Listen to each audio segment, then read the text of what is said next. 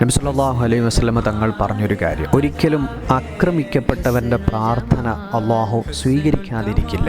ഇത്തഖൂ ദഅവത്തുൽ മദ്ലൂം, നിങ്ങൾ ആക്രമിക്കപ്പെട്ടവന്റെ പ്രാർത്ഥനയെ നിങ്ങൾ എപ്പോഴും സൂക്ഷിക്കണം. അവനും അള്ളാഹുവിനും ഇടയിൽ മറയില്ല എന്ന് പറഞ്ഞാൽ അവൻ ആ സമയത്ത് ആ സന്ദർഭത്തിൽ നടത്തുന്ന പ്രാർത്ഥന അള്ളാഹു സ്വീകരിക്കുന്നതാണ്. നമ്മളെല്ലാവരുടെയും വിചാരം നമ്മൾ എന്തും അങ്ങ് ചെയ്തു കളയാം, ആരെയും നോവിപ്പിക്കാം, മറ്റൊരാളുടെ പേഴ്സണൽ കാര്യങ്ങളിലേക്ക് അമിതമായി ഇറങ്ങിച്ചെന്ന് അവർക്ക് വേദനയുണ്ടാക്കാം, നമുക്കൊരു കുഴപ്പവും പറ്റൂല എന്നാണ് നമ്മളിൽ പലരും വിചാരിച്ചത്. ഒരിക്കലും അങ്ങനെയല്ല. അല്ലാഹു സുബ്ഹാനഹു വ തആല സൃഷ്ടിച്ച ഏതെങ്കിലും ഒരു സൃഷ്ടിയെ വേദനിപ്പിക്കുന്ന വർത്തമാനങ്ങൾ, ഗീബത്ത് നമീമത്ത് പറഞ്ഞുകൊണ്ട് ആരോപണങ്ങൾ ഉന്നയിക്കുന്നത്, വളരെ വിശ്വാസ്യതയോടുകൂടി പറഞ്ഞ കാര്യം അവിടെയും ഇവിടെയും പോയി ഷെയർ ചെയ്യുന്നത്, മനുഷ്യരുടെ ട്രസ്റ്റ് ബ്രേക്ക് ചെയ്യുന്നത്, ഇങ്ങനെ അള്ളാഹുവിന്റെ സൃഷ്ടികളെ പറ്റുന്ന രൂപത്തിലൊക്കെയും ദ്രോഹിക്കുമ്പോൾ നമ്മൾ ആരും ഇതൊന്നും തിരിച്ചടി കിട്ടൂല എന്നൊരിക്കലും കരുതണ്ട.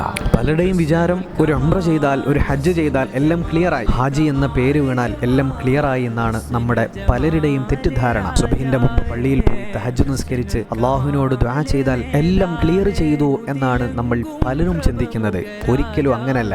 ഒരു മനുഷ്യന്റെയും വേദനയുടെ, സങ്കടത്തിന്റെ, രോദനത്തിന്റെ കണ്ണുനീര് നമ്മുടെ ചുമലിലുണ്ടെങ്കിൽ അതിന് കണക്ക് പറയാതെ, അതിനോരോ വാക്കുകൾക്കും ഓരോ നോവുകൾക്കും എണ്ണി കണക്ക് പറയാതെ ഈ ഭൂമിയിൽ നിന്ന് പോലും നമുക്ക് രക്ഷപ്പെട്ടു പോകാൻ സാധ്യമല്ല.